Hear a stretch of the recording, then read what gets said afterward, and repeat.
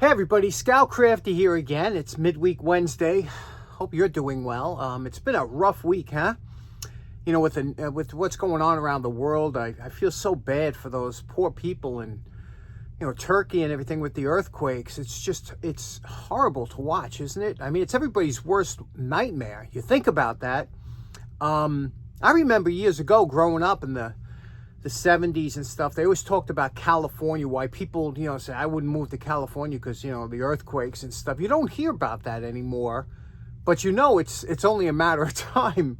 California was always a ticking time bomb as far as, remember the San Andreas fault, we were told growing up that one day there's going to be that one earthquake that's just going to make Arizona into shorefront property, they're saying the whole California, that whole area is going to drop off. I remember hearing that all the time, and you don't, again, you don't think about it when you don't have an earthquake in a while. It's not a fear anymore. Just like a hurricane, or if you go 10, 15 years without any catastrophe, you don't think about it. You say, But I remember when I was a young man, I was in infantry training out in California, and I remember they were having some bad wildfires out there, and they had these guys, they were smoke jumpers. They came to the base and they needed volunteers, and one of my squad and a couple others volunteered,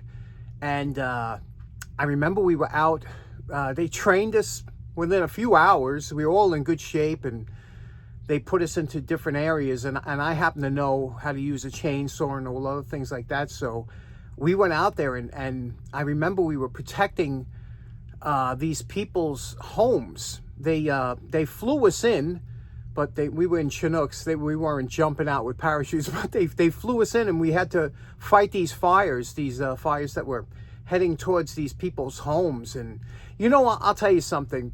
You can have a lot of differences, with people, no matter who it is. You can get them. You really see when there's a catastrophe, and a lot of you will know what I'm talking about. When there's some kind of catastrophe or something, that's when you really see people work together and come together. No matter what your political beliefs are, no matter what. I mean, when there's a catastrophe, then you see everybody drops the BS, and they all come together, and it's a beautiful thing to see. The best of people come out, and of course there's always the people, the looters and the trash that'll always try and take advantage of it.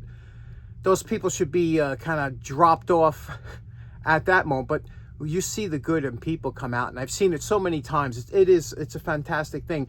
And there's one thing that could bring this entire world together. I was just thinking about this.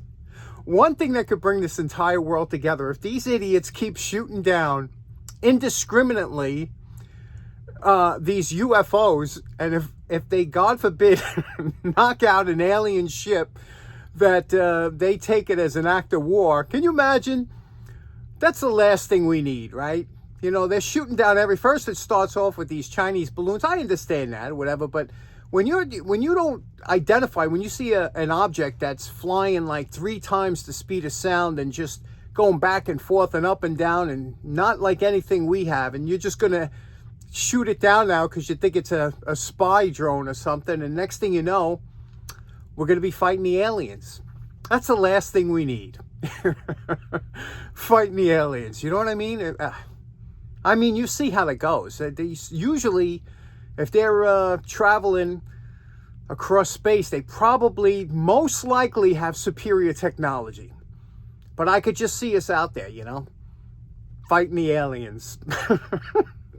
It's just nuts, isn't it? Anyway, I'm so glad to be down the shop, clear my head. We've got a couple things to talk about. Let's get right to it. Okay, next up, this might help you at one time or another in your career. You're going to have to put a flat on a shaft. It happens all the time. Now, I have a milling machine, but believe it or not, I enjoy this operation. It's just almost like traditional woodworking. Guys that you can have table saws and planers, and some guys enjoy doing certain operations by hand. This is one of the ones I enjoy doing by hand because it takes a lot of practice to get good at doing this. So this is a good opportunity. So I made this one up here. This is just a prototype, and now I'll cut a couple lengths for axles. I'll cut the length first, and then you can see how this works here. This goes in here. You know, it fits right in like this, and then you can see how that looks over there. But now what we're going to do is I'm going to take some of the blanks over to the vise, and I'm going to show you how to file the flat off, because it's not as easy as you might think. Okay, the first thing you're going to want to do is get a roughing file of some type, and that's a file that's a little bit more coarse, because you're going to want to start off by taking off material. Now, if you're new at this and you could put a board under here so that you have some kind of reference, because you want to keep the file straight. Now, I'm going to tell you something. You're going to see this a lot when you see people filing on YouTube or whatever. You're going to see people filing like this, lifting the file up on every stroke. And let me tell you something. In a real world application, you don't do that. What you do is you press down on the push stroke and then come back, letting it lay on here as you're dragging it back. Push, drag, push, drag. Don't worry about coming back on this, because you're not going to dull your file, but what it will do is it'll clear some of the chips out. That's the way most real world machinists do it. Now, you're going to mark an area how far you want to go back. Now, like I said, you could start. Now, this is because it's wide, it's taken off a lot. I like to use, believe it or not, a square file. This is a roughing file. And what I'll do here is I'll start here where the edge of my line is, where I want to go up to, and I'll just make a mark. And you'll see this file is a nice file, takes a lot off because you're not taking as much off, so you could, you know, remove more material in that short area. And then I'll show you, I'll work my way out towards the end, and then I'll finish up with a flat file. So just check this out.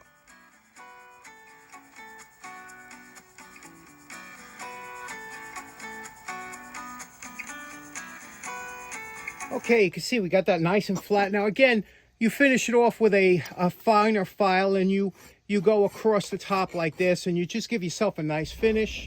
And then you always have the part here to check it, to check if it's, and there we go. You could see this one fits nice. This has 2 screws that'll screw down on it, but there we go. So it only takes a few minutes, tops 30. I think it took 60 seconds to do that. So it's worth it to get the practice. You know, I've been working a lot on my car for the challenge. I'm really enjoying that, by the way. It's really a lot of fun for me to do this. Again, it's out of my comfort zone, all different things to do. But one of the things I had a rusty tap. This thing it looked like it came out of the sea. And I don't know where this came from and stuff. It's missing a couple teeth. You could see here, it's missing a tooth there, and it's got a chipped tooth there. But otherwise, it's in good shape. It's a Greenfield, 1 inch by 14. They consider that national fine. That's a fine thread, 14 teeth per inch when it's 1 inch wide. But this thing was so rusty, and I soaked it in Evapo-Rust overnight. And then I took some steel wool in here to clean out the flutes. And then I took a nylon brush, and just went through it. And look how nice this tap came out. Now, this tap, although it looks, when you look at this tap, you say, you know, this tap will work fine. I know it's got some broken teeth, but again, that'll work its way through. Once you get through here, you got all these teeth to straighten out anything, but it's just a beautiful tap. And I said, you know, that's one thing, when you get good steel will come back, you know. And then afterwards, after I cleaned it, I just put some mineral oil on there, just, you know, to store it. I'll put it and wrap it in cardboard, whatever. But for today's project, I wanted to do something that I just felt like doing this today. You know, this is as you can see what this is. It's probably a foreign made axe, but it's a fiberglass handle. It's a nice size fiberglass. You could see here it took some beating on the back, and it's very solid, so it's probably of good quality. What I like about this, it's got quality rubber. You know, we were just talking about how the rubber today that they're making is just absolutely junk. It disintegrates in a couple years. I don't know what they're doing. I'm sure they're probably not using real rubber. It's probably some kind of synthetic rubber. But this is the good stuff. Let me see. I was just seeing it has a little bit of a smell, like a vintage smell to it. But you can see here what we want to do. We just want to clean this up. First thing I'm going to do is just to make sure there's no name on here, I'm just going to wire brush real quick, and then we'll come back and then we'll take this fiberglass hand and we'll try and clean that up. It's a nice feeling. It really has a nice feel to it. So let's get to it. Here's our post wire brush evaluation. Again, we didn't go nuts here. We just did where the curved areas are. You try and do more because it's harder to do. But look what I found here. Can you see what that says? Taiwan. I knew this had more quality than a typical. I knew it. You can always feel, like, you know, the design, the handle, the way it cuts back, the swell that I love on the bottom. Taiwanese tools are always fantastic. Now, look at somebody abused this edge. You see that edge there? So we're going to have fun grinding that edge and getting it back. Remember, this is tempered differently from about here forward. It's going to be a harder temper. From here back, it's going to be a softer temper. That's why the backs are not tempered hard, because they're made for striking. And you can see that's why they mash down a little bit. That's fine. But the tips are hardened, and now you can see this one, somebody was banging on something they shouldn't have been, but we'll straighten it out. That's the fun of doing a restoration. So let's get right to it.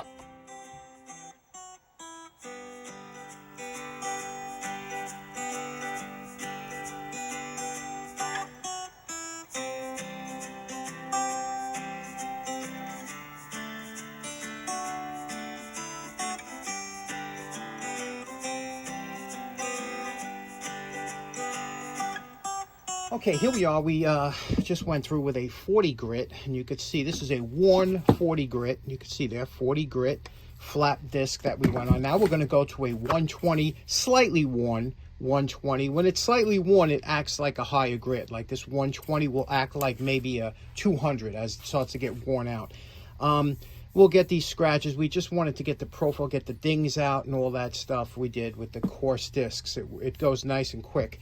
Now we're going to reprofile the edge. Now, you know, a lot of guys, they have, depending on what you're going to be doing, if you're going to be doing kindling, if you're going to be doing chopping, you know, you can make this edge custom to the way you like. This one here has a little bit high. You can see it's damaged. So we got to get rid of all the, you see the damage here on the tip. There's chips here. So the first thing we're going to do is round it off and get it to a profile that I'm comfortable with, and then we'll sharpen it later. Now we're over at the belt center. I got a coarse belt on there. I want you to notice what I'm going to do. First of all, this is the part of the belt. This is the sweet spot right here between the roller and the platen. This gives you a little bit of relief here. It's a little, you know, softer because it's not supported. So that's always a sweet spot. But what we're going to do is, as I'm grinding it, I'm going to do it like this. I'm just going to rock it back and forth, get rid of all that edge, and I'm going to do it gently. You don't want to overheat this edge, but I want you to notice the sparks that come out of here, because like I was telling you, this is a tempered harder than the back. The back, we hardly had any sparks coming out of. Watch what this looks like.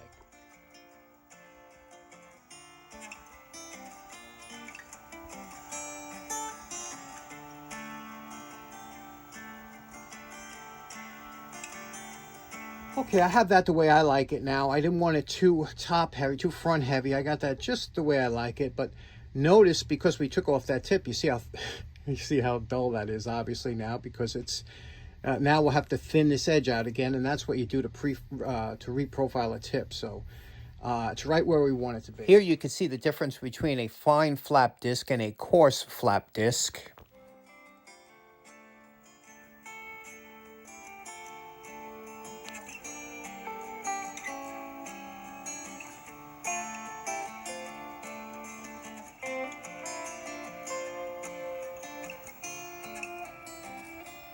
Now, you know my favorite part. Remember what this Made in Taiwan axe looked like before we started. And we're calling this project done. You see what we did here? We just wanted to get everything back to the way it was from the factory. You see, I didn't take it to a mirror finish, but you can see it has a nice brush finish that's very easy to maintain, doesn't show fingerprints, cleaned all the way up. Top is beautiful. The back, remember the back was all messed up, and we gave it back to a respectable edge. It's not, you shouldn't be able to shave with an axe. That's not what they're for. It has a profile that's made to split the wood. If it's too thin up here, you're going to have the same chipping that we had before. This is a proper grind on there now. So there we go. Nice, nice Taiwanese, beautiful kindling axe or something like that. Something you carry with you in the field. It's not heavy, and it has a strong handle. Nice rubber grip. There we go. What do you think? Okay, so in closing, that was a productive day we had today. I'm going to go for my walk now. It's now midnight. I hope you have a great rest of your week. We'll see you again on Friday. Take care now. Bye-bye.